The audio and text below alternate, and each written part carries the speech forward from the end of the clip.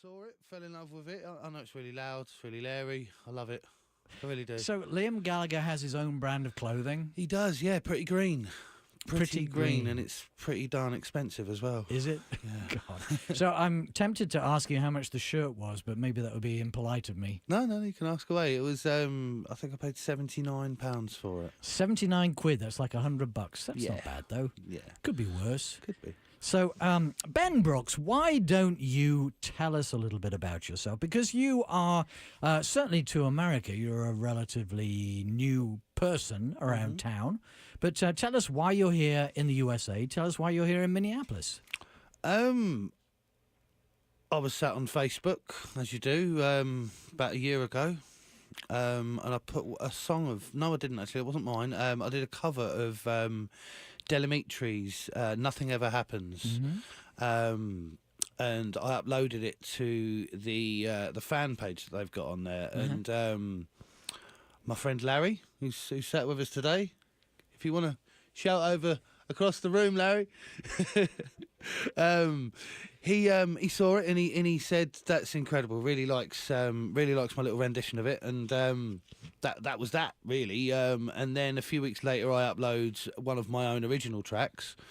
To which Larry again commented and said, "I really like that. That's one of your own, right?" And I said, "Yeah."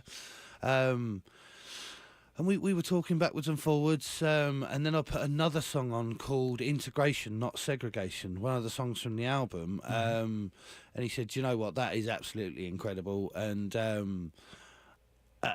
said, have I got anything to do home recordings on? I said, no. He said he's going to send us some equipment, to which I was quite shocked. I didn't expect that. But, you know, I was really happy with what happened, you know, and it turned up and I was overwhelmed by it, and then we were talking backwards and forwards a little bit more, and we said about maybe perhaps coming over to America and doing some gigs. He said, I probably can't help you with that.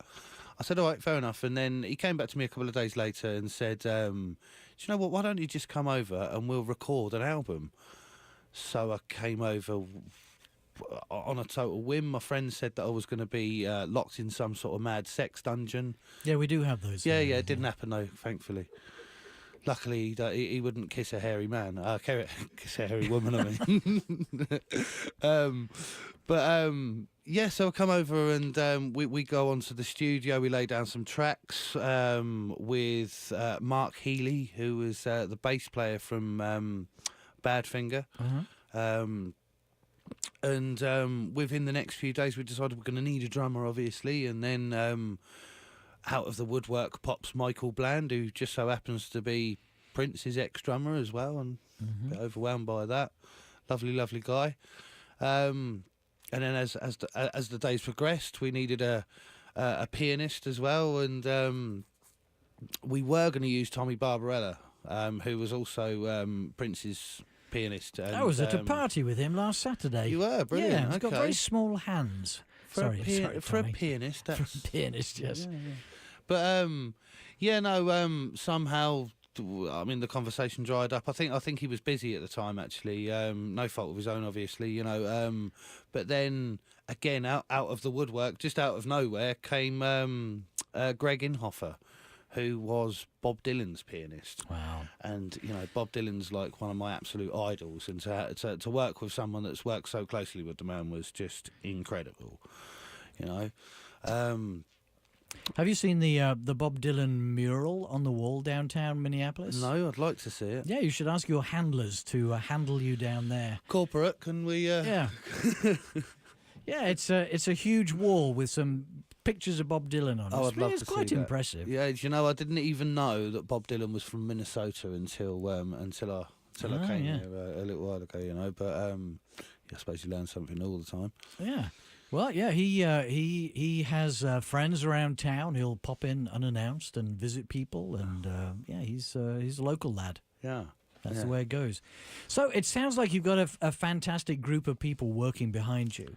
indeed. is good. And I think the album is slated for an April release. Am I right there? Round about at the end of March, early April, sort of. Yeah. Sure. Yeah. So you're going to be a welcome return visitor to Minnesota. Well, I mean, this is my 4th time this year. I mean, it's sort of becoming my second home, really. That's good. What do you think of the weather? At the moment, Uh-huh. I'm not allowed to swear, so